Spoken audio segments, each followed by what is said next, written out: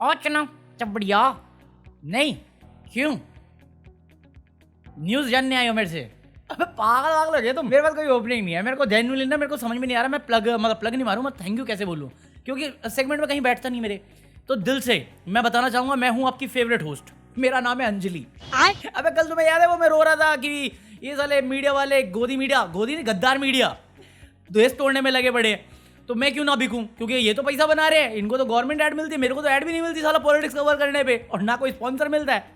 तो जो भी मेंबर्स है, और फिर जो मैं रोया उस पर, तो उसमें कोई राहुल नाम का बंदा था, उसने मेरे को पैसे भेजे QR कोड से। हाँ, तो जैसे मैंने राहुल पढ़ा, मैंने नाम सुना था, तो मैंने अपना नाम चेंज कर लिया, मैं हूँ अंजलि पलट। अरे कितनी बार पलटना है, पलट पीछे से नहीं दूंगा, मैं बता रहा हूँ, आगे से बात करो। He is still so vulgar. दिल से शुक्रिया राहुल भाई।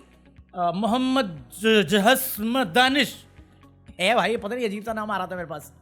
फिर अपने एक राघव रोहित भाई है, एक मुकेश कुमार है भाई, ये पता नहीं इसको अलग ही प्यार है मेरे से, ये EMI भर रहा है मेरे पास भाई। बस पॉइंट अमाउंट का नहीं होता, पॉइंट ये होता है कि सुट्टा खत्म हो रहा था मेरे पास। साला ये सब मैं बोल के गया, अभी मेरी हालत खराब थी, पापा आए, पापा बोलते कि चाहिए पैसे। अब देखो वही है ना, बोल नहीं सकते हम, अभी भी बोलते हुए मेरी हवा खराब है, क्योंकि मुझे मालूम है मैं यहाँ बोलूंगा, पापा देखेंगे वीडियो। अच्छा सो दिल से शुक्रिया जिन्होंने भी डोनेट किया, एटलीस्ट मेरा सुट्टा आ जाएगा, मेरा काम चल जाएगा। तो शुक्रिया था दिल से, और उनको भी शुक्रिया था जो मेंबर्स ओनली लेते हैं। मेंबर्स वाली video only say only fans याद आ जाता है, अरे मैं बिकनी नहीं दिखाता वहां पे। चल झूठा। तो ये शुक्रिया अदा हो गया, बाकी फिर प्लग मार लेते हैं। तो अगर अभी तक किया नहीं है लाइक, तो लाइक कर दो, हाइप कर दो, और join me for the deleted footage and buy anything from Amazon if you are planning to buy, जो लिंक डिस्क्रिप्शन मुझसे।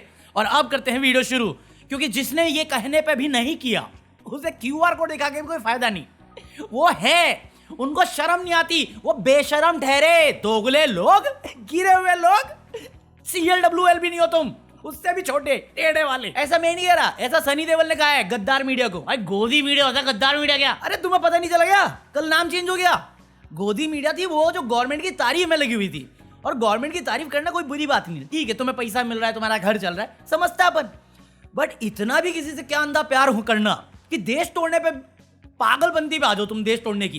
क्योंकि जो तुम अब कर रहे हो कि उसकी बैक टू बैक फेलियर को जस्टिफाई करने के चक्कर में कि कितने महान हैं, कितने नॉन बायोलॉजिकल हैं, कितने बड़े विश्वगुरु हैं, हर फेलियर को जस्टिफाई कर रहे हो कि वो बड़ा सेफ्टी करेगा, वो एवेंजर बन जाएगा, आयरन मैन बन जाएगा, कैप्टन अमेरिका बनेगा, थोर बन जाएगा, बैटमैन बन जाएगा, सब बन जाएगा, बट काम नहीं कर पाएगा। तो इस चक्कर में किसी आदमी ने आके कैमरे पे बोला कि ये गोदी मीडिया नहीं गद्दार मीडिया है, छी आथू, अंजना जी थू, छित्रा जी, ओ या चलो, रवि जी वेट कर रहे हैं। पहले गोदी मीडिया था, अब देशद्रोही मीडिया हो गया है वो, समझ गए? देश को बर्बाद करने वाला यही मीडिया है। जताया है, ट्वीट किया है, क्या करें? हमें ट्वीट नहीं चाहिए, एक्शन चाहिए। ट्वीट करे लगे तो ट्वीट चाहिए, ये ट्वीट लेके लेते रहो आप, जो लोग चलेंगे उसको कौन करेगा? ट्वीट कर दिया बस, अपनी जिम्मेदारी से हट गए। अरे इस्तीफा दो, आपसे देश नहीं संभल रहा, आप सरकार नहीं चला सकते। प्रधानमंत्री ने ये तो नहीं कहा ना कि हम जिम्मेदारी नहीं ले रहे हैं। अरे गृह मंत्री की जिम्मेदारी बनती है, हाँ। ये अस्पताल जाना, लोगों के घायल को देखना, ये चीजें नहीं होती। कहीं मैं इस्तीफा देता हूँ, दिल्ली की राजधानी है, अपने घर के बाद तो बैरिकेड लगा दिया, 1-1 किलोमीटर 2-2 किलोमीटर तक बैरिकेड है, कोई आदमी जा नहीं सकता, अपनी सुरक्षा चाक चौक की हुई है, आम आदमी को कोई सुरक्षा नहीं। और यही वो न्यूज चैनल थे जिसपे धर्मबाजी गुस्सा हो गए, और मैं तो कह रहा हूँ गुस्से हुए हैंडपंप घुसेड़ देना चाहिए था इनमें, क्योंकि इन्होंने ही खबर छापी थी ना रेस्ट इन पीस वाली धर्मेंद्र बाजी को, और वो हेल्थ उनका थोड़ा ब्रीदिंग, तो जिनको नहीं मालूम ना, धर्मेंद्र बाजी अभी 85 साल के हो गए हैं, तो उनका थोड़ा ब्रीदिंग का इशू आ रहा था, जिस चक्कर में उनको ब्रीच कैंडी हॉस्पिटल ले गए, थोड़े टाइम के लिए वो वेंटिलेटर पे थे, फिर वो स्टेबल हुए और वो डिस्चार्ज हो गए। तो जब ये खबर आई वेंटिलेटर की, तो इनको लग गया मुद्दा, क्योंकि दिल्ली वाला जो रेड फूड का सीन था, उस टाइम तक कोई अपडेट नहीं थी, कोई कनेक्शन नहीं था, कुछ अपडेट नहीं था, क्योंकि सारे नेता सिर्फ CNG सिलेंडर वाला पटाखा बोल रहे थे उसे। अब 48 घंटे बाद ये लोग उसको वो वाला एंगल दे रहे हैं, hey go back to Pakistan, support कर पाकिस्तान, वो वाला। 48 घंटे बाद हुआ ये, कोई मेरे को ताना मार के गया, भाई तू कुछ भी बोलता है, 48 घंटे बाद मैं वीडियो रिकॉर्ड कर रहा हूँ, मेरे बाद आएगा, मुझे कैसे पता होगा भाई? ये प्रूफ के तौर पे तो रहेगा ना, उनकी तरह थोड़ी हो कि हर चीज डिलीट मार दूं। तो ऐसे ही सनी बाजी घूम रहे थे, सनी बाजी गुस्सा हो गए कि मेरे बाप को मार, और मैं तो सनी बाजी को बोलता भी नहीं, जब उन्होंने बोला ए बेशरम हो, गाली वाली दी उन्होंने। लोकेशन भेजो क्या?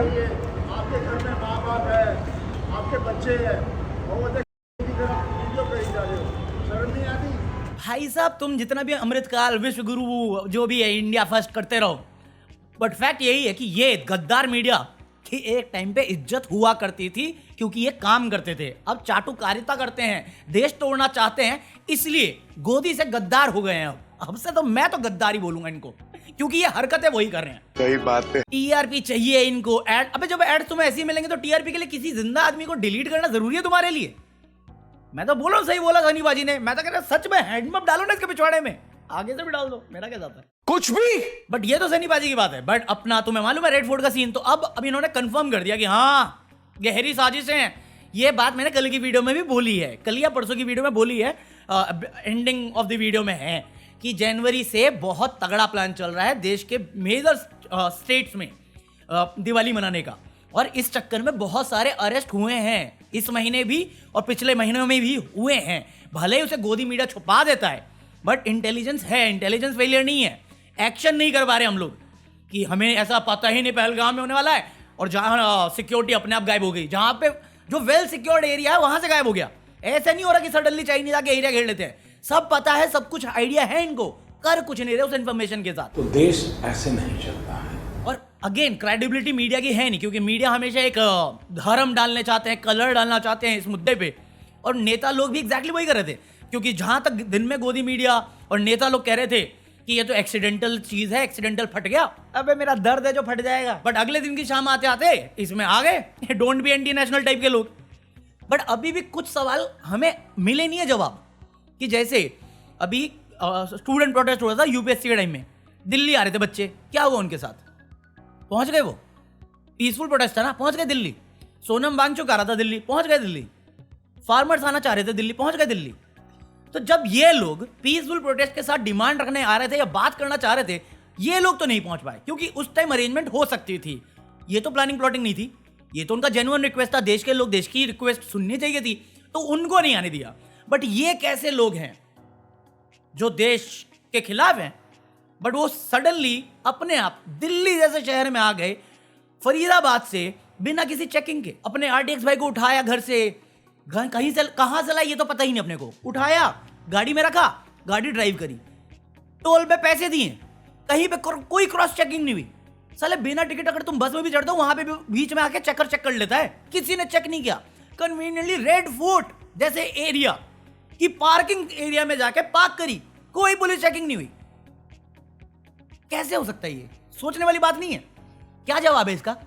कोई बता सकता है मुझे? क्योंकि मैं तो सवाल कर नहीं सकता, मैं तो बस तुमसे बोल रहा हूं कि इसका जवाब अगर तुम्हें पता है तो बता दो, क्योंकि मैं उनसे पूछूंगा नहीं, उनसे पूछूंगा तो अर्नब आके मुझे बोलेगा don't be an anti national. तो ये तो एक बड़ा ऑब्वियस है कि फरीदाबाद से आप दिल्ली आ गए, एक सिक्योर एरिया रेड फोर्ट जैसा, वहां पे हमने गाड़ी पार्क कर दी और पुलिस को पता नहीं चला, कोई चेकिंग नहीं हुई, कोई डाउट नहीं हुआ।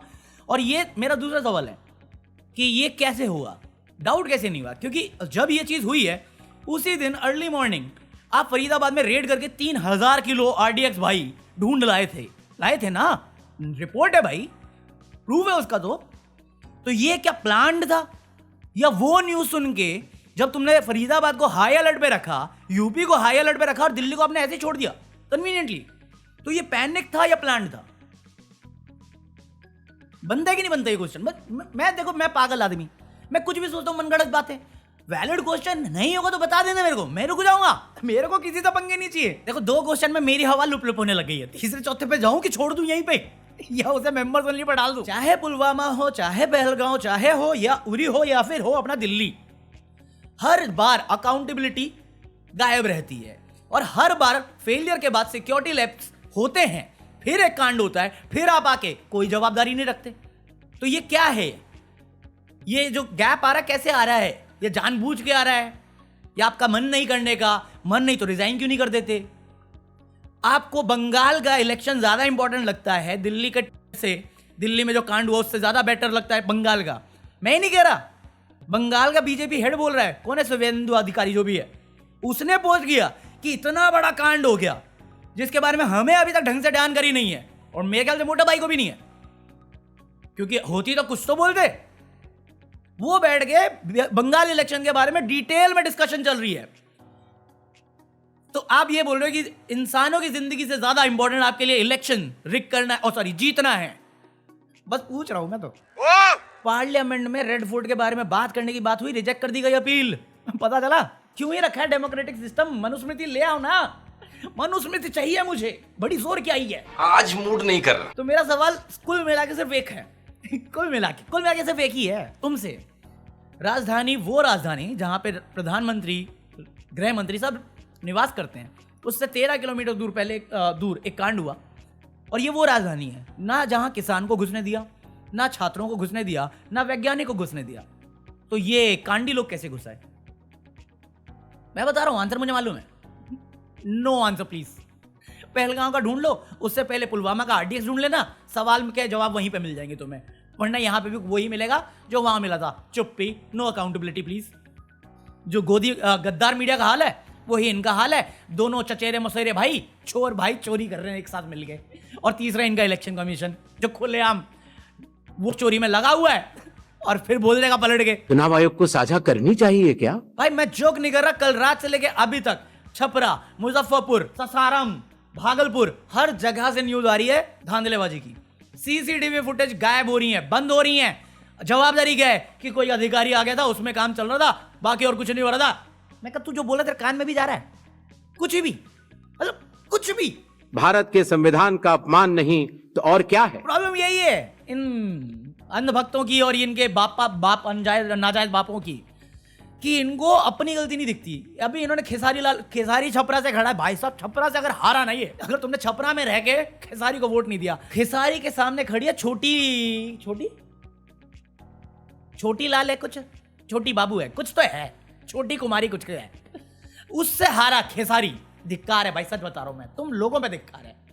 इतनी काम की बात करी, इतना हाईलाइट या मुद्दा किसी और सिंगर, एक्टर, जो भी है भोजपुरी का, इंडस्ट्री का, इतने डिग्निफाई वे से नहीं रखा बिहार के मुद्दे को जितना खेसारी लाल ने रखा है। उस पर कितने अटैक हुए, क्या जवाब दिया भाई, मजेदार, कितना लांछन लगाए हैं, एंटी हिंदू सब करने, इतना सही लॉजिकल आंसर दिया ना। उसके बाद आ रहा, चाहे धांधली से भी, शर्मनाक होगा वो हमारे लिए, हमारे आने वाले फ्यूचर के लिए, आने वाली जनरेशन के लिए। और अगर इस वीडियो में किसी को भी बात पे बुरा लगा होगा ना कि मैंने देशद्रोही बातें करी हैं या देश तोड़ने, बीजेपी की नाकाबिलियत बताना देशद्रोह नहीं हो सकता। पहली चीज, ना मोदी देश है, ना बीजेपी देश है।